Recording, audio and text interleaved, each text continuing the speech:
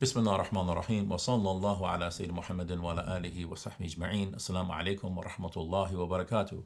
My name is Ali Ataie, Associate Professor and Dean of Undergraduate Studies here at Zaytuna College in beautiful Berkeley, California. For this second session of this series entitled Ramadan and Revelation, I want to explore the second of the major kutub or scriptures according to the Islamic tradition, the Zabur of Dawood alayhi salam.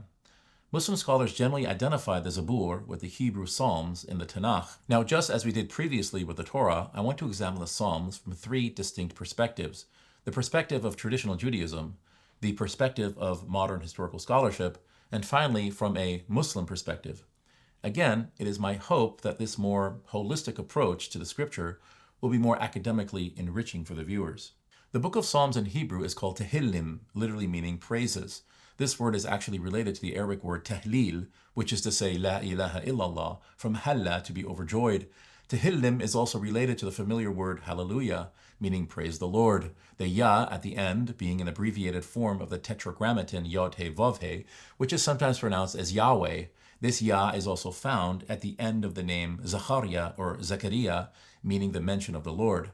Therefore, the Qur'an confirms this name for God, as Zechariah is the name of a Hebrew-speaking prophet explicitly mentioned in the Qur'an. There are 150 Psalms in the Tanakh. They were written by multiple authors. David is the principal author, but not the exclusive author. The word psalm comes from the Greek psalmos, meaning song. Like the Qur'an, the Psalms begin with the presupposition that God exists.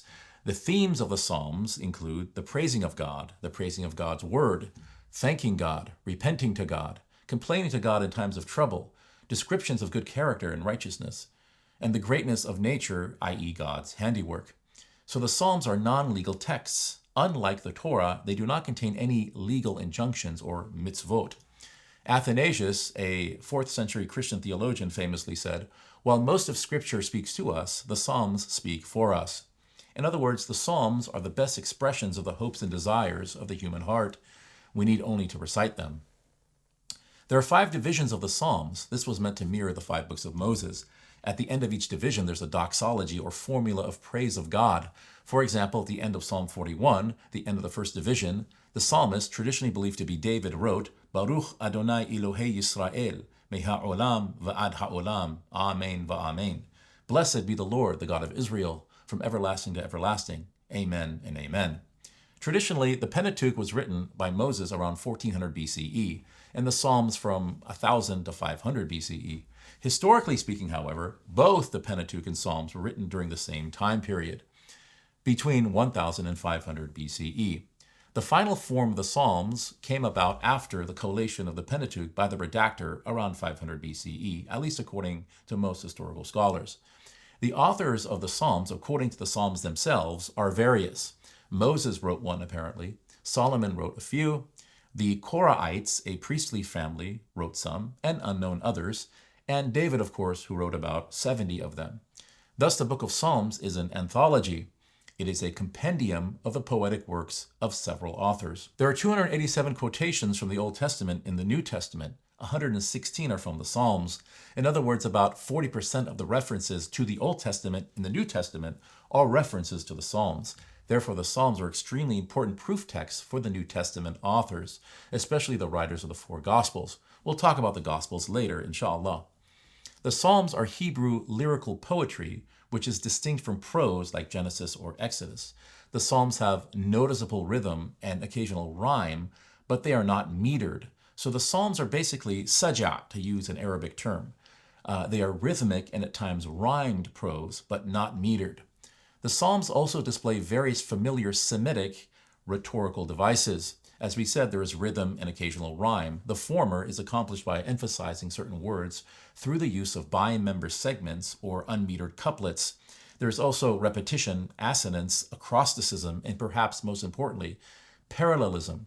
According to Robert Loth in his seminal text, The Sacred Poetry of the Hebrews, parallelism is the rhyming of ideas and thoughts, not of words.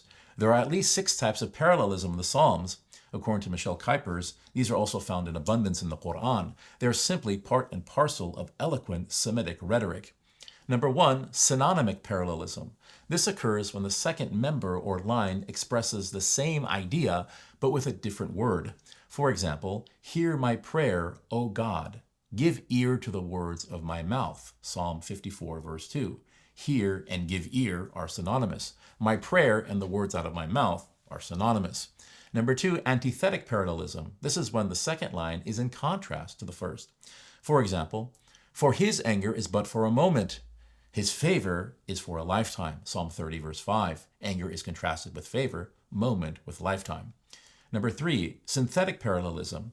When the second line adds new information. For example, how very good and pleasant it is when kindred live together in unity. Psalm 133, verse 1. Number 4, emblematic parallelism. These are comparisons using like or as or similitudes.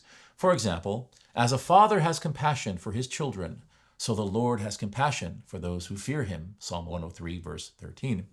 Number 5, chiastic parallelism. This occurs when the second part of a textual unit mirrors the first part. A simple example outside of Scripture is the expression, one should eat to live, not live to eat. In psalmic chiasms, oftentimes, both parts surround a central pivot, which is meant to be emphasized. Psalm 110 is a good example. At the very heart of the chiastic structure of Psalm 110 is the promise of God. And finally, climactic parallelism. This is when the text builds to a climax using the rhetorical device of repetition. When it comes to subject matter, there are 9 major categories of the Psalms. Number 1, the lyrical wisdom psalm. This is designed to teach. It is didactic in nature, and yet it is emotional and expressive. There are 2 types of lyrical wisdom psalms, the experience wisdom psalm and the character wisdom psalm. An experience wisdom psalm describes an experience of life in a very emotional and vivid way. A character wisdom psalm simply answers the question, what is good character? Number 2, the nature psalm. This psalm focuses on the greatness of God as creator of all things and the majestic results of his handiwork. Next, the word psalm. These are psalms that praise God for his special revelation. They praise God for giving us his word. Number 4, the penitential psalm. This is when someone is repenting, i.e. making teshuvah or toba. God's mercy and forgiveness is mentioned, as well as his chesed or steadfast love. Number 5, the worship psalm, usually called a song of ascent. This psalm describes the worship experience at the temple in Jerusalem.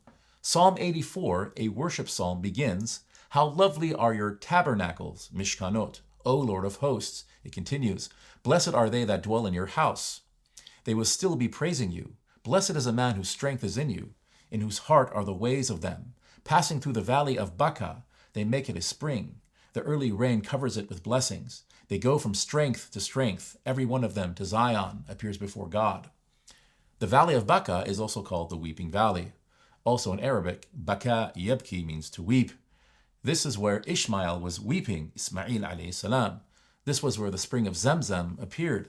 The psalm seems to be describing a group of pilgrims who on their way to Zion or Jerusalem passed through the valley of Baca, one of the outlying tabernacles or mishkanot of the Lord. In the Qur'an, of course, Mecca is also called Becca. Number 6, the suffering psalm. This is when someone is crying out for help in times of suffering, oppression, sickness, torture, imprisonment, etc. Number 7, the assurance psalm. These are psalms that lift up God's name and providential care. The psalmist is very confident and assured. The classic assurance psalm is Psalm 23. The Lord is my shepherd. I have what I need. Number 8, the thanksgiving psalm. The thanksgiving psalm usually begins with the praise of God, then describes God's character and works, and then ends with some sort of teaching. For example, Psalm 111 ends with the iconic statement, Reshith hukma yir'ath Adonai, ra'sul hikma makhafat al-Rabb. The fear of the Lord is the beginning of wisdom. Finally, the royal psalm. These deal with man's earthly relationship with earthly kings and rulers, and may look to a future ruler to come. These can be prophetic in nature, looking forward to the Messiah, for instance. Royal psalms were used for weddings and coronation ceremonies in ancient Israel.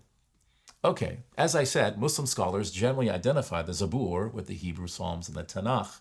Allah subhanahu wa ta'ala says, وَآتَيْنَا دَاوُودَ زَبُورًا, and we gave David the Psalms. At one point, the Qur'an seems to paraphrase Psalm 37:29, which is attributed to David, when Allah subhanahu wa ta'ala says, وَلَقَدْ كَتَبْنَا فِي الزَّبُورِ مِنْ بَعْدِ الذِّكْرِ أَنَّ الْأَرْضَ يَرِثُهَا عِبَادِيَ الصَّالِحُونَ. Indeed, we wrote in the Psalms after the reminder that our righteous servants will inherit the earth.